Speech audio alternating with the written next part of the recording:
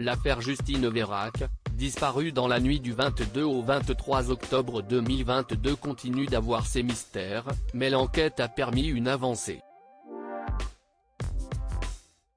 Si Lucas a avoué 4 jours plus tard avoir tué la jeune femme de 20 ans, maman d'un petit Gabin, les circonstances de son décès brutal et violent ne sont pas complètement éclaircies.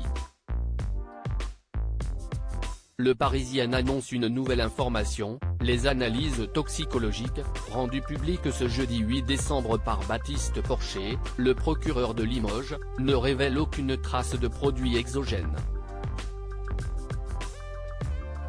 Ce qui veut dire que la victime, qui est décédée après une sortie en discothèque à Brive-la-Gaillarde, Corrèze, n'a pas été droguée.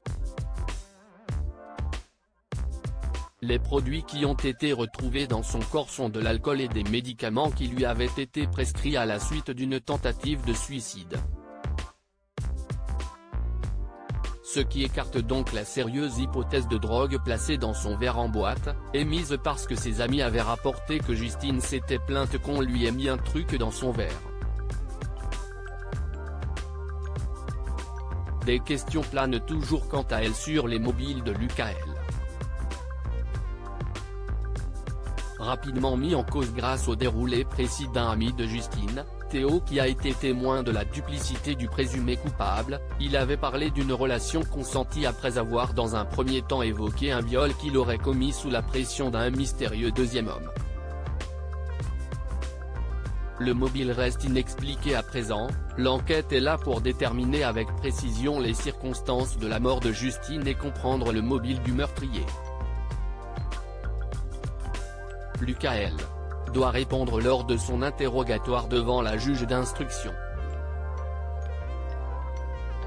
L'autopsie a mis en évidence des signes d'une grande violence lors de ce rapport, caractérisé par un hématome au niveau de l'utérus de la victime compatible avec un viol, rappelle le Parisien. La cause de la mort ne serait pas ce seul coup de poing évoqué par l'intéressé, mais un étranglement, avec la preuve de la ficelle retrouvée autour du cou de la jeune femme qui a tracé un sillon de pendaison complet, et causé une fracture du larynx. Les éléments sont particulièrement durs à lire, des traces de coups ont également été décelées sur son corps, avec une forme d'acharnement au visage, nez cassé, plaie délabrante courant jusqu'à la mâchoire. Un traumatisme facial, selon les termes des légistes, dû à de multiples coups à l'aide d'un objet contondant.